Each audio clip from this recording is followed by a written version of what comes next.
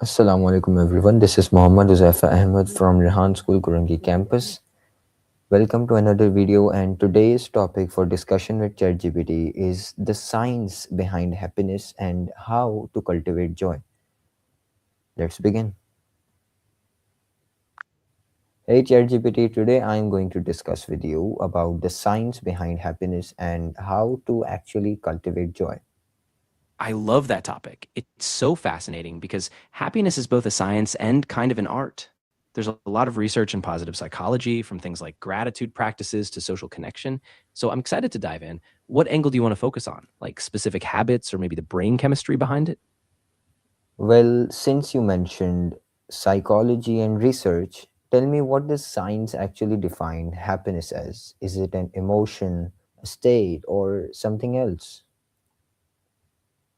That's a great question. So, scientifically, happiness is often viewed in a few different ways. One perspective is that it's a short term emotional state, like a burst of joy or pleasure. But on a deeper level, researchers like in positive psychology also talk about life satisfaction or a broader, more stable sense of well being. So it's a mix, both a fleeting feeling and a more lasting sense of fulfillment. All right, now tell me, is happiness mostly determined by genetics, or can we truly control how happy we are? And if yes, how do we control it? That's a really interesting debate. So, research suggests that roughly 40% of our happiness is influenced by intentional activities and mindset, so not just genetics. In fact, things like practicing gratitude, building strong relationships, finding purpose in what you do, all of these can shift your baseline happiness. So, while genes set a kind of starting point, a lot of it really is within our control. Okay, what are the biggest myths people believe about happiness that actually make them less happy?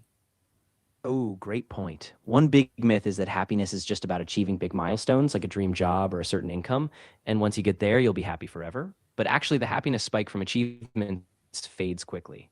Another myth is that happiness is just about having no problems, but life's ups and downs are normal, and we can still find joy even when things aren't perfect. Okay, can you tell me more myths in a shortest form possible? Of course. Another myth is that happiness depends on external circumstances like where you live or who you marry, but it's more about your mindset. And lastly, some people think happiness is something you just have to wait for, but it's something you can actively build every day. All right, I like that. Now, why does achieving goals, money, success, fame, often not bring lasting happiness? I've seen many millionaires and billionaires being not so happy when I thought they would be happy when they had money and they had nothing to worry about. Yeah, it's really interesting. What happens is that once you hit a big milestone, the initial excitement fades and your baseline just readjusts. This is called the hedonic treadmill. Basically, we get used to new circumstances and then we start wanting even more. Lasting happiness tends to come more from relationships, purpose, and a sense of meaning rather than just external success. All right, correct me if I'm wrong, but I've heard this somewhere in social media with the number of views and likes that just maintains and makes a new baseline whenever we cross somewhat many views.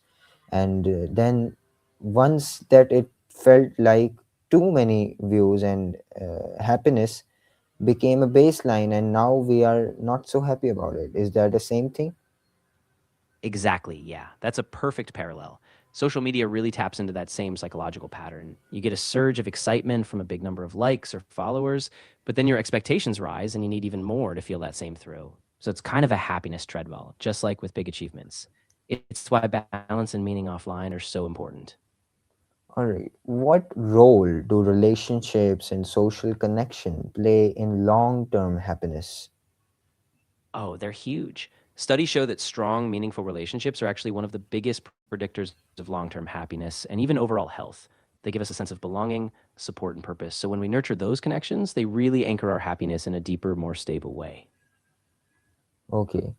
Now tell me, how does gratitude scientifically affect happiness? Is it really that powerful, or is it just something that is hyped up? Yeah, it's actually really powerful. Studies in positive psychology show that regularly practicing gratitude, like keeping a gratitude journal, can boost happiness, reduce stress, and even improve sleep. It shifts your focus from what's lacking to what's already good in your life. And that subtle shift can really change your outlook over time. All right, now can materialistic things ever contribute to genuine happiness, or is it always temporary? Yeah, they can contribute, but mostly in a temporary way. Things like a new car or a fancy gadget can give you a quick boost, but once that novelty wears off, the happiness fades. What tends to bring more lasting joy is how you use money, like spending on experiences, connecting with others, or investing in personal growth.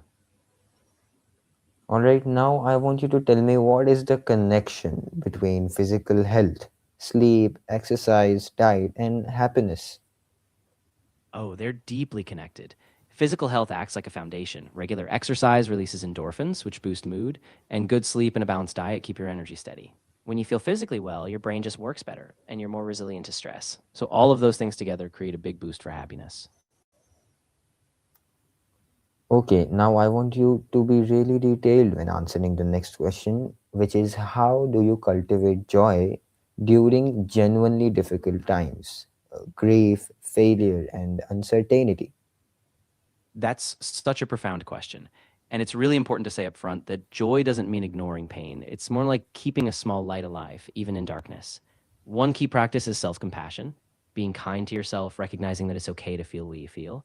Then you can intentionally seek small moments like a warm cup of tea, a call with a friend, or a quiet walk. Those little pockets of presence keep you grounded. And if you can, stay connected, even if it's just in small ways, because shared humanity reminds us we're not alone. Wow. Now, to conclude this discussion, what's one science backed habit someone can start today to meaningfully increase their happiness? I'd say a really powerful one is starting a daily gratitude practice. Just take a few minutes each day to reflect on three things you're grateful for, big or small. And the science backs this up. Over time, it rewires your brain to notice the positives more, which lifts happiness and resilience. All right, thank you. Now, lastly, I would want you to tell me a quote, a short quote for someone which is unmotivated and not in the best of times, which may feel happiness instantly after reading that one. Of course, here's a simple one: even the darkest night will end and the sun will rise. It's a reminder that no matter how heavy things feel, there's always the potential for a new beginning, and you're never as stuck as you might think. All right, thank you everyone. This was the end of my discussion with ChatGPT here.